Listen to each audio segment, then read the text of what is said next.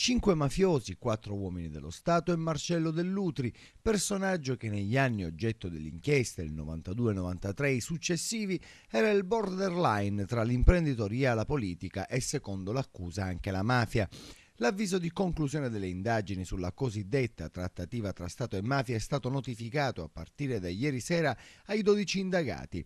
Tra le novità è il ruolo attribuito a Dell'Utri, che avrebbe fatto da mediatore, così sostiene la Procura di Palermo, con Silvio Berlusconi, pure lui oggetto del ricatto, nella qualità di Presidente del Consiglio appena nominato nel 94.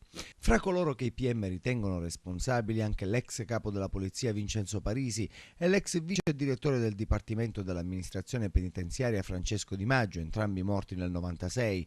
Un intreccio di ampio respiro tra i vertici delle forze investigative dello Stato e i vertici di Cosa Nostra avrebbe partecipato con reciproche concessioni a questa intesa inconfessabile. Da una parte Parisi, Di Maggio, due ex generali dei Carabinieri del ROS, Mario Mori e Antonio Subranni, l'ex colonnello Giuseppe De Donno, l'ex ministro Calogero Mannino e Dell'Utri; dall'altra parte quella di Cosa Nostra, il super killer Leo Luca Bagarella, l'attuale pentito Giovanni Brusca, il medico boss Antonio Cinà, Totò Riina e Bernardo Provenzano. Nella lista delle persone cui è stato notificato l'avviso di conclusione delle indagini preliminari ci sono anche 2 indagati che non sono materialmente accusati di aver partecipato alla trattativa.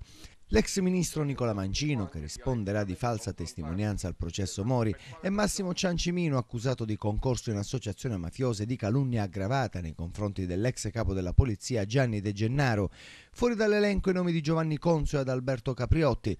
L'ex guardasigilli e l'ex direttore del DAP sono accusati di false informazioni al pubblico ministero, reato che però presuppone che sia concluso il processo principale per poter procedere nei confronti degli indagati. L'avviso conclusivo non è stato firmato né dal procuratore capo Francesco Messineo né dal sostituto Paolo Guido. Messineo non è formalmente titolare del procedimento, anche se ha partecipato a numerosi atti di indagine. Guido, titolare a tutti gli effetti, ha invece espresso un dissenso netto e aperto rispetto alla linea portata avanti dal procuratore aggiunto Antonio Ingroia e dai sostituti Nino Di Matteo, Lia Sava e Francesco Del Bene, che sono gli autori dell'atto di accusa.